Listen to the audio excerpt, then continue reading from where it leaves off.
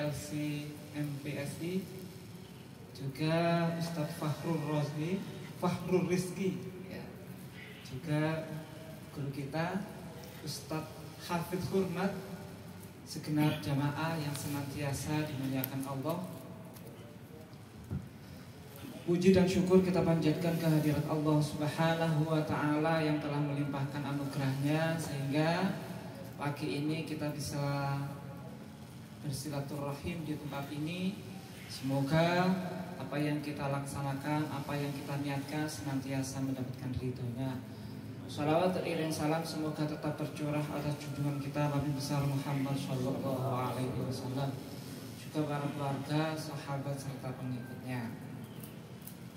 Bapak-bapak hadirin sekalian yang kami hormati,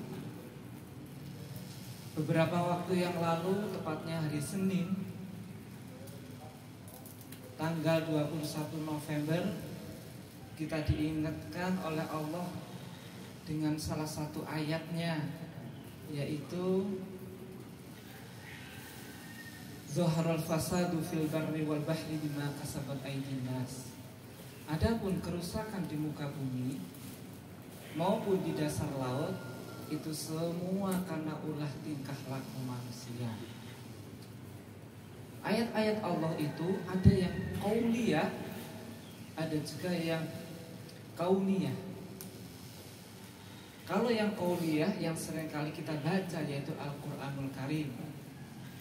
Sedangkan kauniyah itu yang berasal dari alam, salah satunya. Ketika Allah mengingatkan dengan berbagai hal nggak didengar oleh manusia, maka Allah perintahkan mengingatkannya melalui alam semesta.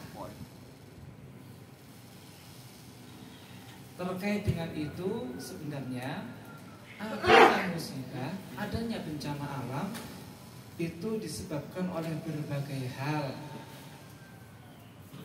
Di antaranya kalau menurut surat Ali Imran ayat 112 itu dinyatakan bahwa sebab-sebab adanya bencana itu yang pertama adalah yakfuruna bi ayatillah. Banyaknya keingkaran atas ayat-ayatnya Allah. Jauh sebelum daripada gempa itu ternyata ada pemurtatan massal di sana, terutama di Cigugur, Cigeles, pokoknya daerah sekitar situ. Sampai di sana itu ada yang namanya pembangunan gereja besar-besaran, melebihi besarnya gereja katedral. Padahal kita tahu yang namanya Jawa Barat ini mayoritas Muslim. Di daerah Cianjur itu banyak ulama-ulama besar. Tapi kenapa di tengah-tengahnya bisa terjadi pemurtatan massal? Ini yang menjadi pelajaran buat kita umat Islam. Ya, yakfuruna bi ayatillah. Termasuk sekarang ini mulai pelegalan yang namanya nikah antar agama, pembolehan nikah antar agama. Ini sebenarnya bentuk daripada yakfuruna bi ayatillah. Padahal Allah menyatakan wala tankihul musyrikat hatta yu'min. Janganlah engkau nikah selagi dianya belum beriman. Walaupun ada sebagian kecil ulama yang memperkenankan boleh nikah antar agama, sebagian kecil, tapi dengan syarat yang laki itu adalah yang muslim. Harapannya ar-rijalu qawwamuna 'alan nisa. Kalau pemimpinnya itu muslim, nanti ada harapan yang dipimpinnya istri maupun anaknya jadi muslim. Tapi yang perlu kita tekankan adalah jumhur ulama. Memang sah menurut negara, tapi belum sah menurut agama. Ini yang perlu kita tekankan. Termasuk tujuan daripada nikah tiada lain adalah litaskunu ilaiha, untuk menenteramkan jiwa. Bagaimana jiwa menjadi tentram kalau hal yang prinsip seperti pernikahan itu beda agama? Apakah perlu anak ini ketika Jumat dibawa ke masjid, kemudian kalau hari Ahad dibawa ke gereja? Apakah yang demikian bisa menenteramkan jiwa? Jelas gak akan mungkin terwujud. Yang pertama. Yang kedua, sebab daripada bencana itu wa yaqtulunal anbiya bi ghairi haqqin,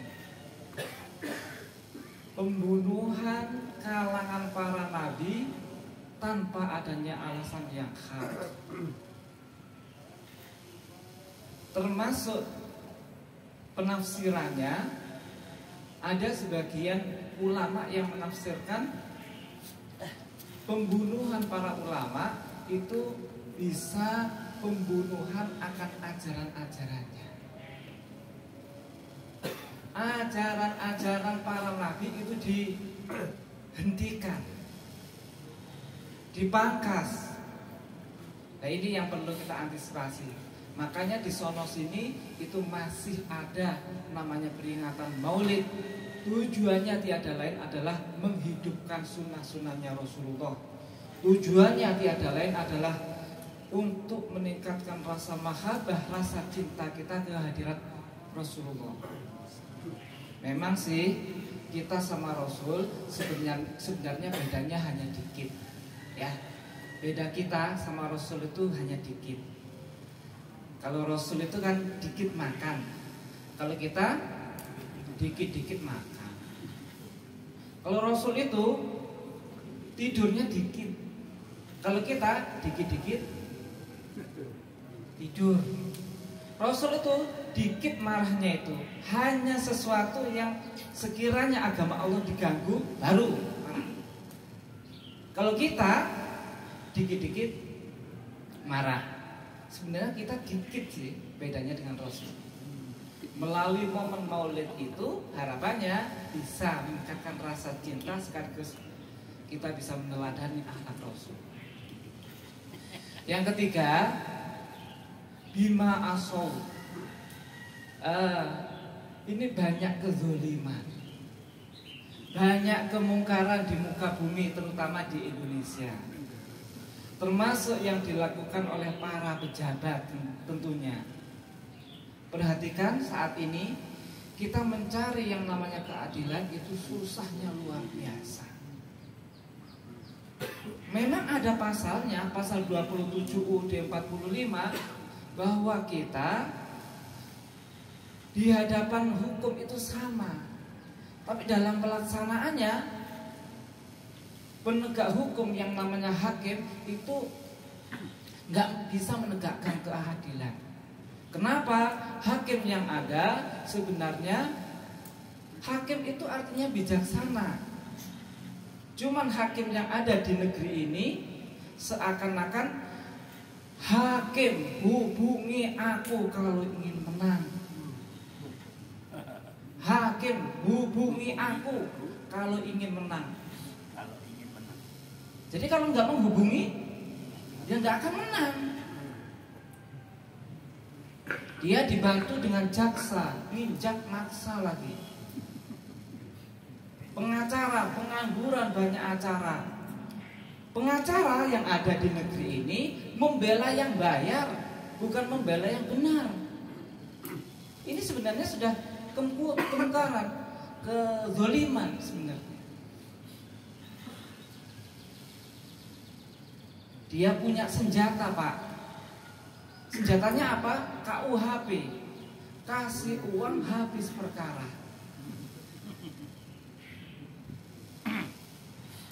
Hukum yang ada di negeri ini bagaikan sebilah pisau. Pisau itu kalau ke bawah tajamnya luar biasa. Tapi ketika ke atas tumpul. Ketika mengenai rakyat tajamnya bukan main. Tapi kalau mengenai pejabat tumpul. Nah, selama seperti itu, maka selama itu pula kita susah mencari kesejahteraan. Yang ada bencana-bencana. Ya. Jadi banyak kezoliman. Beberapa waktu yang lalu ada anaknya pejabat, anaknya menteri perhubungan, nabrak korbannya itu sampai meninggal. Walaupun sampai meninggal nggak diproses. Sedangkan di Bekasi sana itu ada nenek-nenek karena kelaparan ngambil semangka, di penjara 3 bulan. Seakan-akan harga semangka itu lebih mahal dibanding dengan nyawa. Ini menunjukkan bahwa keadilan itu kurang di negeri ini. Hukumnya bagus, Pancasilanya bagus, Islamnya bagus, cuman penegaknya yang nggak bagus. Yang keempat, ini wakanu yaktadun. Ini orang-orang yang melampaui batas. Banyak di antara umat Islam Indonesia ini yang melampaui batas. Termasuk yang namanya LGBT. Ya. LGBT ini sebenarnya melampaui batas. Walaupun Allah menyatakan wa min ayatihi an khalaqalakum min anfusikum. Min anfusikum itu dari jenis-jenis kalian.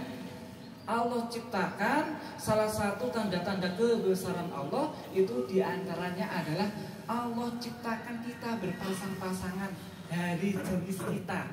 Nah, jenis kita ini dia tafsirkan yaitu kalangan laki-laki sama laki-laki, perempuan sama perempuan. Makanya disebut LGBT. Bapak-bapak kenal LGBT? LGBT. LGBT itu L, lesbi, perempuan senang sama perempuan. G, ini homo, laki-laki senang sama laki-laki. B, biseksual, laki mau, perempuan mau, sikat semua. Ini sudah mulai mau dilegalkan, sehingga nanti suatu saat akan terjadi pernikahan antara Tony dengan Tono, Ani dengan Yuli, seperti itu. Nah, di dunia barat sana sudah mulai dilegalkan. Termasuknya di kalangan Cianjur pun sudah mulai, cuman belum sampai legal. Ya, seperti itu. Kemudian T itu transgender, jadi merubah kelamin. Ini semuanya bisa menimbulkan murkanya Allah.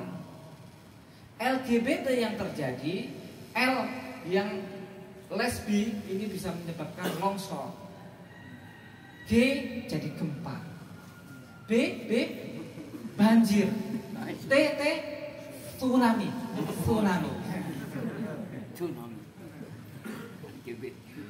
LGBT bisa menyebabkan daripada longsor, gempa, banjir, juga tsunami.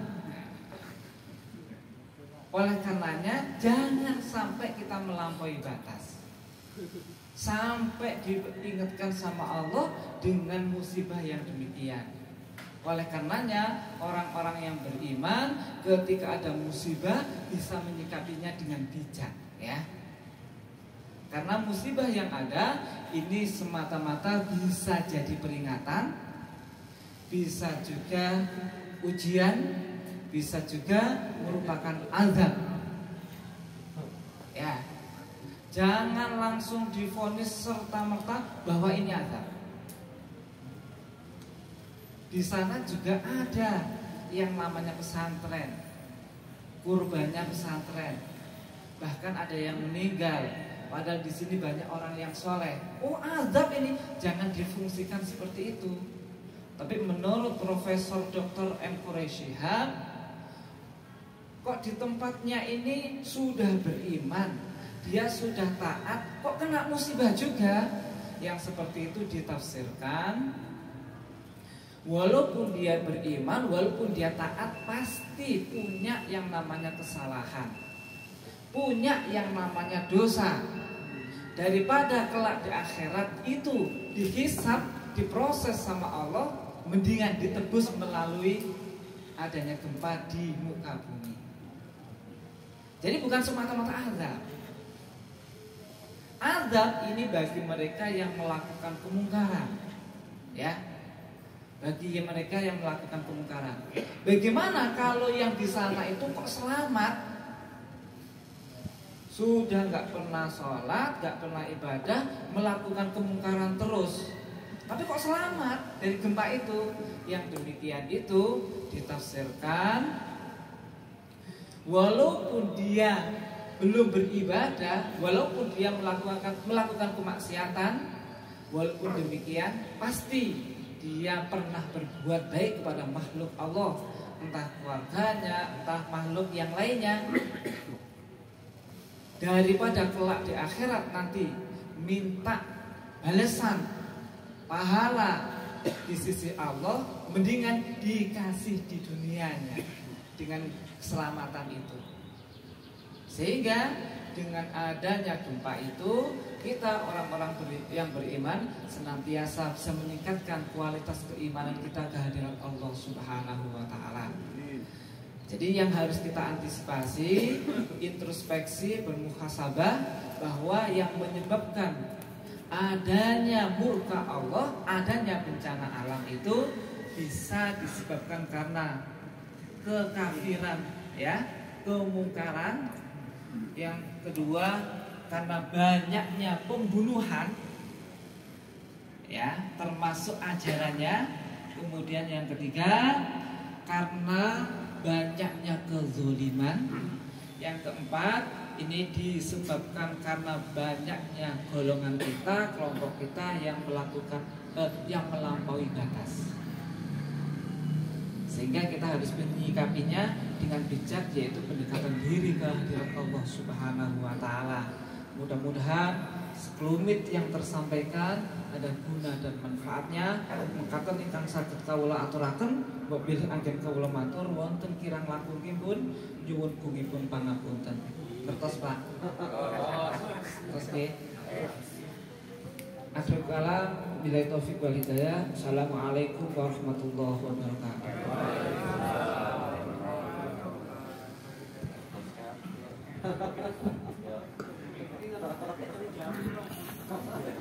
Syukron katsiran Jazakallahu Hakim menyampaikan yang sangat jujur. Saya kalimat yang terakhir yang berkesan.